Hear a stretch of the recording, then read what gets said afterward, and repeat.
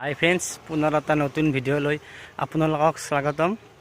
আজি হ'ল শিৱ পূজা, গতিকে সকলোলৈ মহাশিৱৰাত্ৰি পূজাৰ বহুত বহুত শুভকামনা থাকিল। শিৱপ্ৰভুৱে সকলোকে ভালে ৰাখক, তাৰ বাবে শিৱপ্ৰভুৰ ওচৰত প্ৰাৰ্থনা কৰিছোঁ। অসমৰ আটাইতকৈ ওখ শিৱ মূৰ্তিটো নলবাৰীৰ খাজাৰাত নতুনকৈ উপস্থাপন কৰিছে, গতিকে আমি তাত আজি যাম আৰু আপোনালোকক দেখাই আছোঁ। এয়া আমি আহি পামেই আৰু বেছি দূৰ নাই, ইয়াৰ পৰা দেখা পোৱা যাবই। চাওক কিমান মানুহ আহিছে, গাড়ী পাৰ্কিং বেলেগকৈ দিছে। আমি অলপ আগত বাইকখন থোৱাৰ ব্যৱস্থা কৰোঁ। ইয়াৰ অলপ আগত ৰাইট চাইডে এখন ফিল্ড আছে, ফিল্ডখনত মানুহবিলাকে গাড়ী বা বাইকবোৰ থৈ আছে, আমিও তাতে থওঁ।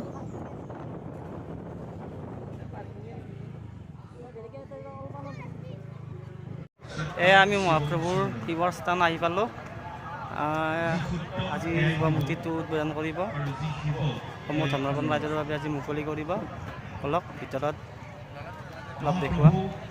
চাওক কাকুল্লা প্ৰান্তিতে ফটো তাত ব্যস্ত হৈ গৈছে, হাজাৰ হাজাৰ মানুহ। এয়া চাওক হাজাৰ হাজাৰ মানুহৰ মাজত শিৱ মূৰ্তিটো উন্মোচন কৰা হ'ল। লগতে এইফালে উন্মোচনী সভা চলি আছে। মহালক্ষ্মী এই উন্মোচনী সভাতে অসমৰ সৰ্বোচ্চ শিৱ মূৰ্তিৰ বনোৱা শিল্পীগৰাকীকো সম্বৰ্ধনা জনাব। এয়া চাওক তেখেতক সম্বৰ্ধনা জনাব ওলাইছে। আমি এই বিশেষ শিল্পীজনৰ ওচৰত সদায় চিৰকৃতজ্ঞ হৈ ৰ'ম। এখেতে বিশেষ সেই শিল্পীজন যিজনৰ দ্বাৰা আমাৰ নলবাৰীত অসমৰ সৰ্বোচ্চ শিৱ মূৰ্তিটো স্থাপন কৰা হ'ল।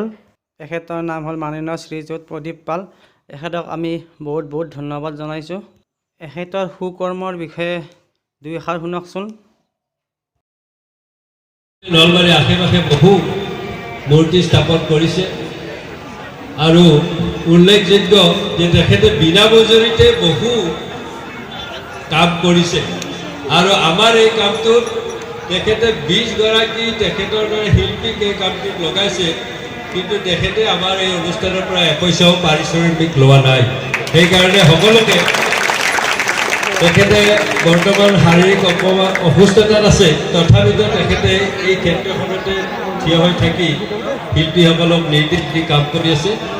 ভগৱানৰ ওচৰত আমি সকলোৱে প্ৰাৰ্থনা জনাইছোঁ তেখেত সোনকালে সুস্থ হৈ উঠক আৰু এনেকুৱা তেখেতে কাম কৰি কীৰ্তিমান হওক।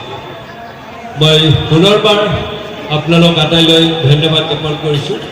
যিহেতু বৰ্তমান অসুস্থ, তেখেতে যাতে সোনকালে সুস্থ হৈ উঠে তাৰ বাবে আমি শিৱ বাবাক প্ৰাৰ্থনা কৰিছোঁ।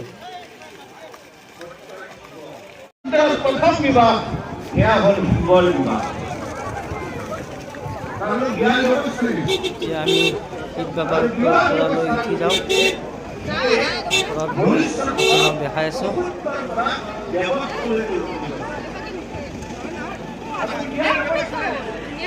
ওপৰত বহুত ভিৰ, তথাপিও আমি লাহে লাহে ওপৰত গৈ শিৱ বাবাৰ সেৱা ল'বলৈ যাই আছোঁ।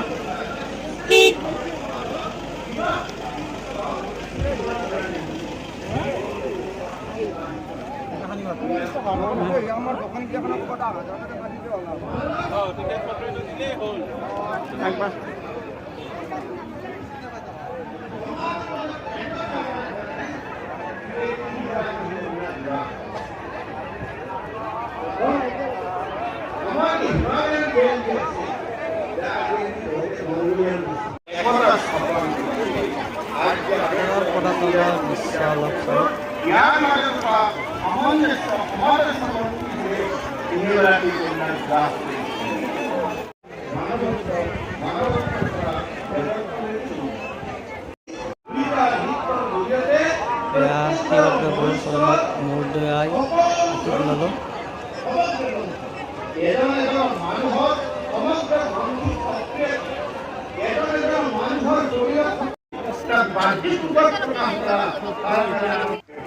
এটি হৈছে মূল শিৱলিংগ। মানুহক মনুষ্যৰ প্ৰভুত্বৰ পৰা এইটো হৈছে শিৱৰ ওপৰত থকা মূল লিংগটো। দুৰ্ভাগ্যৰ বিষয় আৰু ভয়।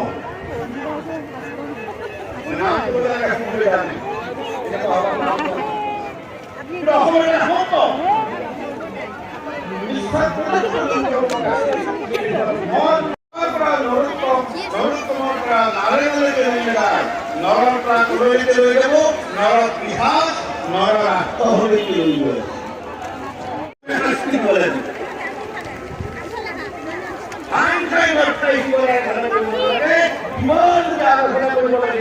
আমি সংগীতৰ আৰাধনা কৰোঁ, আমি নৃত্যৰ আৰাধনা কৰোঁ, আমি নটৰাজৰ আৰাধনা কৰোঁ। সৃষ্টিকৰ্তা, ইয়াৰ স্বজনকৰ্তা আছে, ইয়াৰ জীৱক পশু বুলি পশুপালন ব্যৱস্থা সমাজত পশুপালন ব্যৱস্থা জীৱে আছে। সেইকাৰণে পশুপতি থাকিব নোৱাৰি, মানুহ যিহেতু বহুত, চবকে সুবিধা দিব লাগিব। সমগ্ৰ নাৰী সমাজত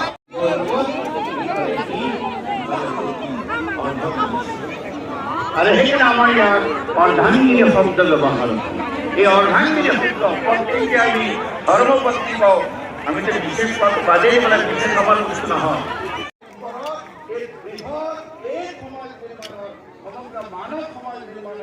ওপৰত সেৱা কৰি আহিলোঁ আৰু তলত নিৰ্মালি দি আছে, নিৰ্মালি অলপ ল'লোঁ।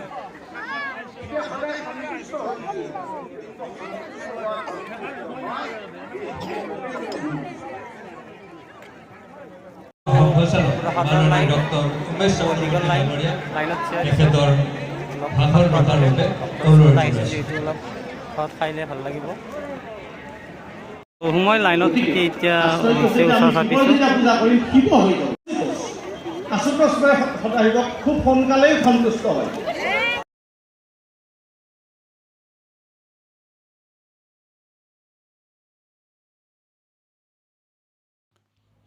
প্ৰসাদ লোৱাৰ বাবে ভক্তৰ ভিৰ লাগিছে, বহুত দীঘল লাইন হৈছে।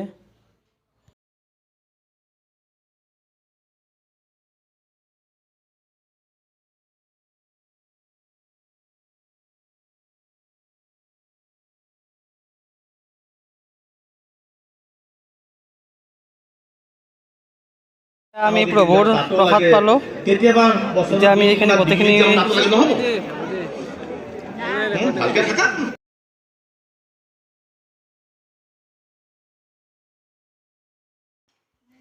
মহাদেৱৰ ওচৰত এই প্ৰাৰ্থনা যে সকলোকে ভালে ৰাখে, সদায় সকলোৰে পাৰ হওক সকলোৰে দিনবোৰ, তাৰ বাবে ভগৱানৰ ওচৰত প্ৰাৰ্থনা কৰিলোঁ। নম নম দি আমি ওলালোঁ যাবলৈ।